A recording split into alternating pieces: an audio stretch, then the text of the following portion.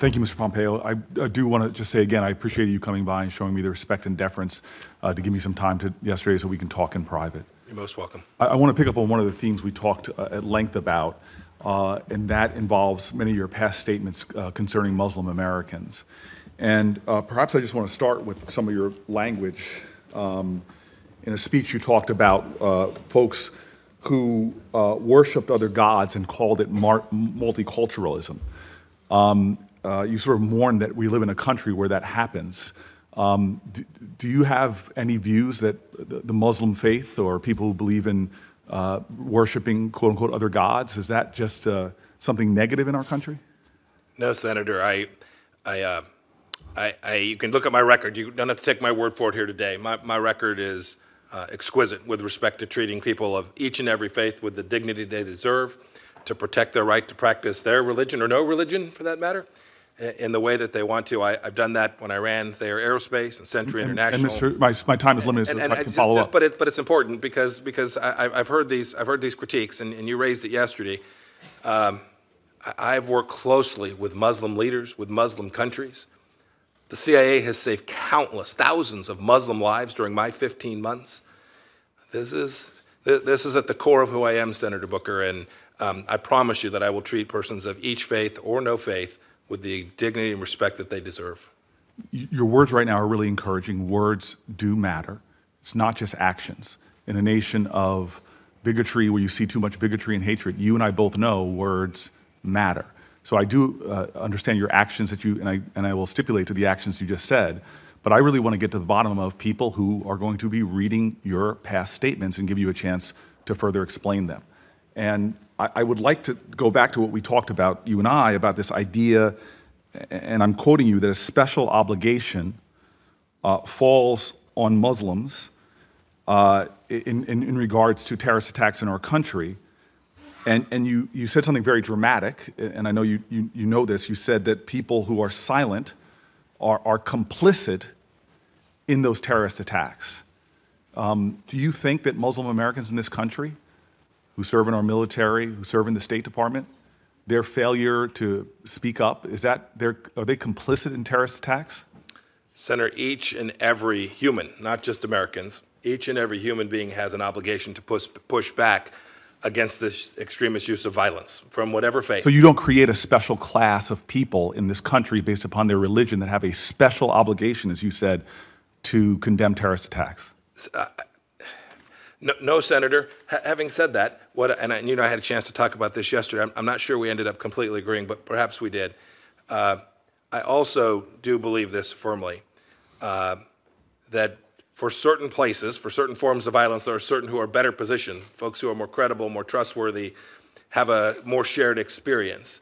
And so when it comes to making sure that we don't have terrorists brewing in places where Muslims congregate, there's a special place, right? They have an opportunity. It's more than a duty, more than a requirement. It's an opportunity, right, to be treated as, when someone from another faith says it can get characterized. So if I can go on, because I have some more questions. So you think that Muslims in America who are in positions of leadership have a different category of obligation because of their religion? That's what I'm hearing you saying. I don't see it. It's not an obligation. It's an opportunity. Okay, so Senator, it's interesting because I would agree with you that silence in the face of injustice, we've seen this in the Holocaust, we've seen this in the Civil Rights Movement. I do agree with you that silence in the face of injustice lends strength to that injustice. I do have a problem, though, when you start dicing up American people and saying certain Americans, I don't care if it's Kareem Abdul-Jabbar or Muslims that serve on my staff, that they're in positions of leadership that suddenly have a special obligation. I do believe, though, all of us, when this comes to violent actions or even violent words, have an obligation. And so I'm wondering, sir, do you know Frank Gaffney? Yes, I do. And you've been on his show dozens of times. I was on his show some, yes, Senator. I have here over 20 times, and he has talked about Muslims should be, who abide by the adherence of their faith should be considered, should be tried for acts of sedition and should be prosecuted. Did you remain silent when you were on his show? Did you ever question? Because I have a lot of his statements here. Did you remain silent on the, and he's, from my notes at least, you're a friend of his. Were you silent in your position of authority against these words that are violative of the American Constitution? Were you silent with him? Senator, my record on this is unambiguous. Sir, then if that's your response, you did not say anything to call out his remarks. What about Bridget Gabriel? Do you know her? I do. Someone who runs an organization that has been considered a hate group by the Anti-Defamation League and the Southern Poverty Law Center. Were you silent? Did you ever call her out on her remarks that are hateful or bigoted? Senator, I've spoken to a number of groups, and I believe my record with respect to tolerance and the equal treatment of people, I think you never. Yes or no? Did you ever call her out? Senator, I couldn't tell you. I don't recall each statement I've made over 54 years. Okay. Well, I believe the special obligation that you talk about for Americans to condemn things that are attacking our Constitution or ideals would obligate you in your own definition to speak out. When it comes to Senator, if I might, I have called out. We had a terrible fellow in Kansas named Fred Phelps. Sir, I have a minute left. I called him out. I have a minute left because I do want to give you a chance to speak about your comments on gay and lesbians. You said in a speech that mourning an America that endorses perversion and calls it an alternative lifestyle, those are your words, is being gay a perversion? Senator, when I was a politician, I had a very clear view on whether it was appropriate for two same-sex persons to marry. I stand by that. So you do not believe it's appropriate for two gay people to marry? Senator, I continue to hold that view. It's the same view. And so people in the State Department, I met some in Africa, that are married under your leadership, you do not believe that that should be allowed? Senator, I believe it's the case. We have married gay couples at the CIA. You should know. I treated them with the exact same set of rights. Do you believe that gay sex is a perversion?